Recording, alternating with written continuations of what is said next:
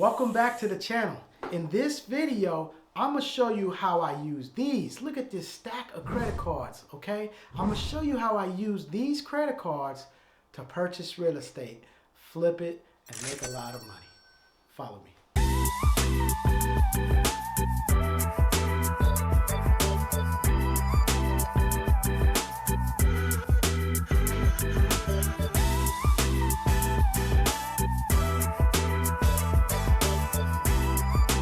Come along with me for this journey.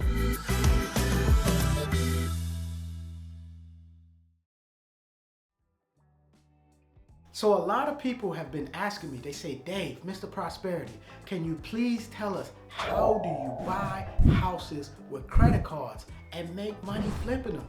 And you know something? It's super simple, but sometimes I realize that it was once over my head at one point, and I thought it was super complex until I figured it out. Then I realized how simple it was, and now it kind of goes over my head because I do it every single day.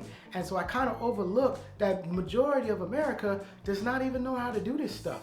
So now I'm going to show you one aspect of how to do this. Now this is just one aspect of the deal scenario. See, you need to know how to run numbers on the deal, so you need to get your real estate education first, okay? And I'm going to be dropping a lot of videos on how I run my numbers on my deals, how I find my deals, how I make sure a deal is a deal, how I hire my contractors, how I get through the whole just, and how I do this most of the time thousands of miles away from my home because I invest all over the United States, okay? But more importantly, a lot of times we fund the gap with these credit cards, okay? So what is funding the gap, okay?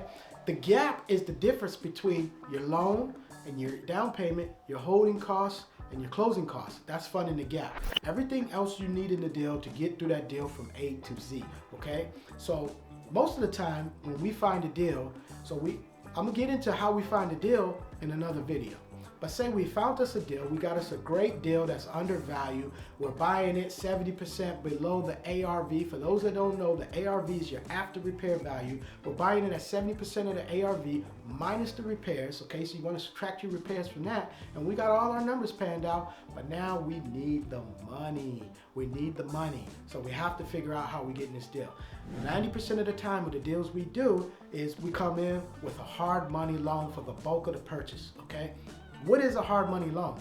A hard money loan is basically a lender that's an asset-based lender. They're gonna base their valuations on lending you this money based on the asset. They're gonna check your credit, but your credit doesn't really matter. It might just adjust your interest rate, more importantly. But they're gonna base it on the numbers of the deal. So if the deal makes sense to them and it's a really good deal, they're gonna lend you the money. And they usually, the lenders I use, give me 90% of the purchase price, and they give me 100% of the renovation costs. So they'll give me all the money to do the renovation, to fix the house up, and they'll give me 90% of the purchase because they want to see that I have a little bit of skin in the game. So they usually want to see that I have 10%. Now, the great thing about a hard money loan is it's not based on your income, it's not based on what you do for a living, or any of that stuff, your tax returns, any of that stuff. It's based on the property. So it's a business loan, so it's really good. You need to have a business entity. You can't be buying the property in your personal name and get a hard money loan. They don't lend to people like that. It's a business loan, okay? Now, a lot of you will be saying, well, Dave, what about that interest rate? You know, credit cards, you're like at 22% interest rate. First of all, you should always be looking for 0% interest for your first 12 to 18 months with your business credit cards, right?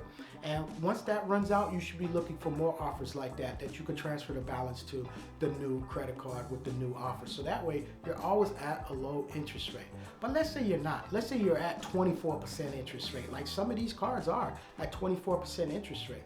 You have to understand, you're not paying that full 24% right up front.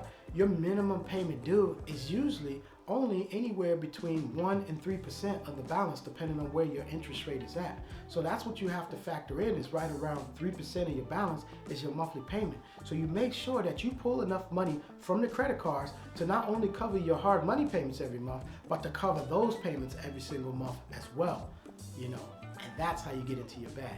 And remember, these are only utilized for short-term opportunities. You don't want to take these credit cards, use it for a down payment on a 30-year fixed rental mortgage or something like that. It doesn't make sense. You'll be paying this forever. These are short plays. You get in, you get out. So what you do is you use this money to get into the deal, you flip the deal, you resell the property, get your money, pay it back, do it again.